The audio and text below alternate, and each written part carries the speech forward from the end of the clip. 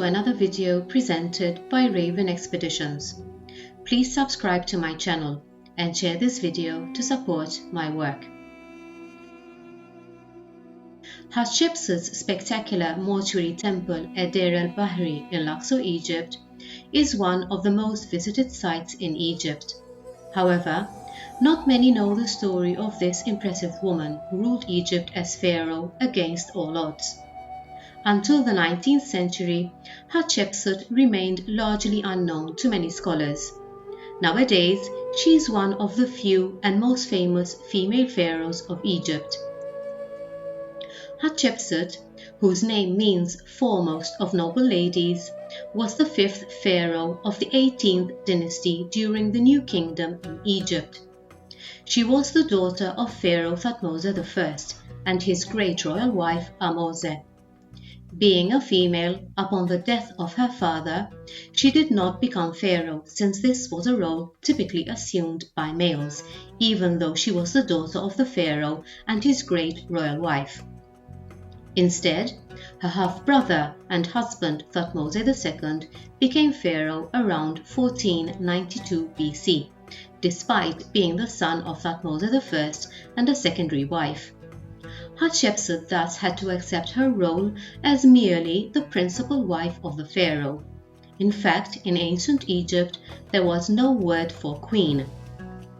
The marriage between Hatshepsut and Thutmose II produced a daughter, Princess Neferure, but no son. So upon the death of Thutmose II around 1479 BC, once again, neither Hatshepsut nor her daughter became pharaoh. Hatshepsut initially ruled Egypt as regent to her infant stepson and nephew Thutmose III, the son of Thutmose II and a secondary wife, who inherited the throne from his father. Since Thutmose III was still too young to rule Egypt, according to Egyptian custom, Hatshepsut took on the role of co-regent for a number of years, handling affairs of state until her stepson and nephew came of age.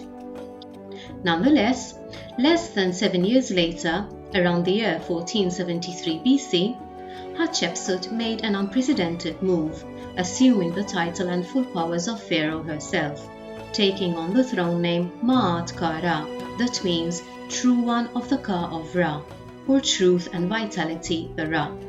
Henceforth, she ruled Egypt until her death around 1458 BC, aged around 50.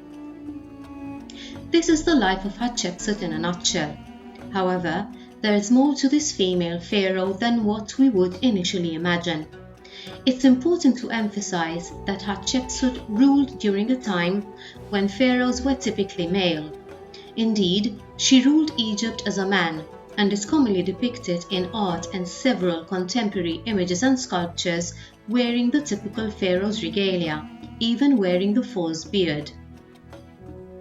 Some scholars claim that Hatshepsut's move to become pharaoh was driven by personal ambition.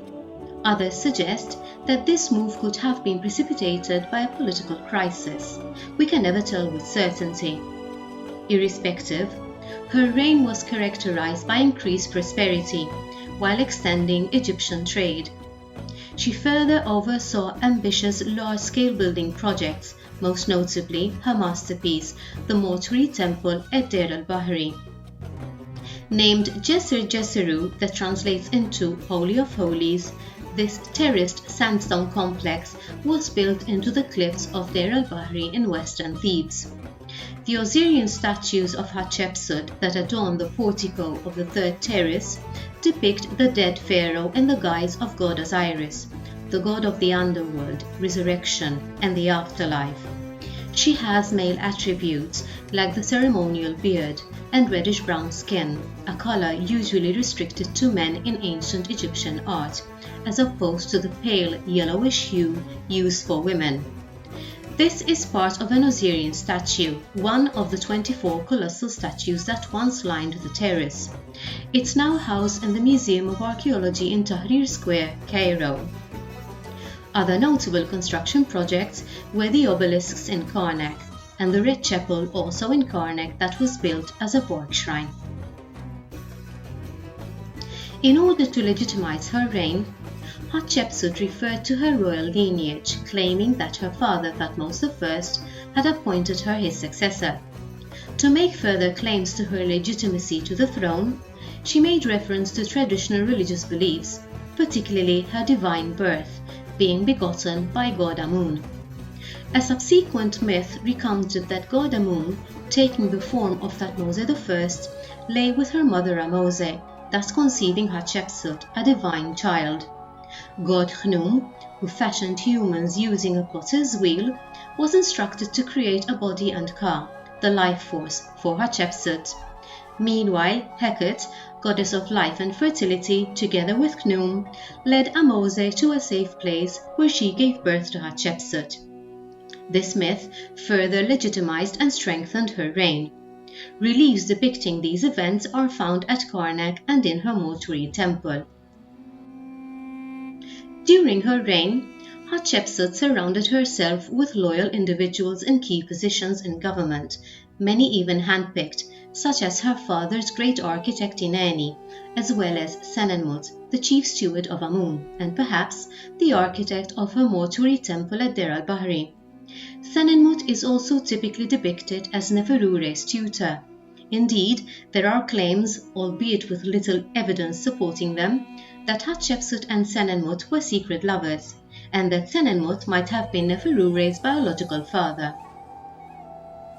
One of Hatshepsut's great achievements as pharaoh was her expedition to the distant and exotic land of Punt, possibly modern-day Somalia or northeast Eritrea, although not entirely sure.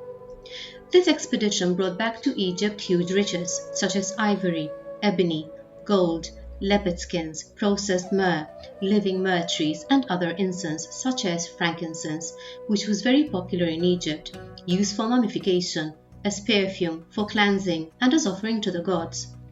The mortuary temple at Deir El-Bahari has immortalized this great venture, with scenes depicting the goods brought from this faraway land.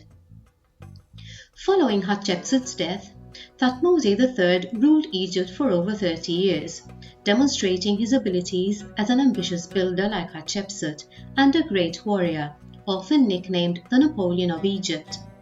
It's believed that late in his reign, he had almost all of the evidence of Hatshepsut's rule obliterated, perhaps to erase her from history as the epitome of a powerful female ruler. Her statues were torn down, her monuments were defaced, and her name was removed from the official king's list. He could have also taken this decision to ensure a seamless line of male succession. We will never know for sure what caused this decision. It's also believed that Amenhotep II, the son and co-regent of Thutmose III towards the end of his reign, may have been behind the defacing and destruction of Hatshepsut's monuments during the end of his father's reign, now a very old pharaoh.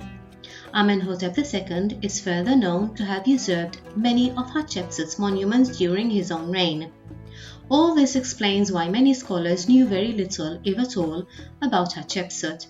They could finally learn about this impressive female pharaoh following the decipherment of the hieroglyphs in 1822, when they could read and understand the hieroglyphs on her mortuary temple walls at Deir El-Bahari, thus restoring her to her rightful place in Egyptian history. In 1903, Howard Carter, the archaeologist who became famous following his discovery of the tomb of Tutankhamun, one of the successors of Hatshepsut, also from the 18th dynasty, discovered Hatshepsut's mummy in KV 60 in the Valley of the Kings.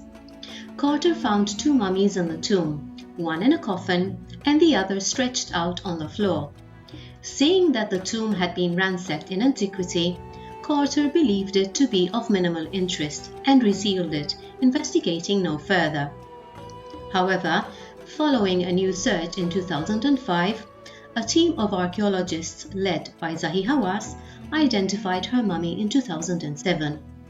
It's possible that Hatshepsut had been relocated in antiquity from KV 20, perhaps by Thutmose III, to KV 60, where the two mummies were later found by Carter. One was identified as Hatshepsut's wet nurse, Sitra-In, while the other was unidentified. This unidentified mummy, known as KV-60A, was finally removed from the tomb by Zahi Hawass and his team, and was taken to Cairo's Egyptian Museum for testing.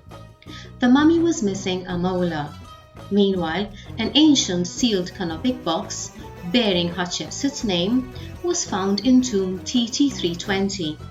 The canopic box contained her liver, as well as a molar with a root.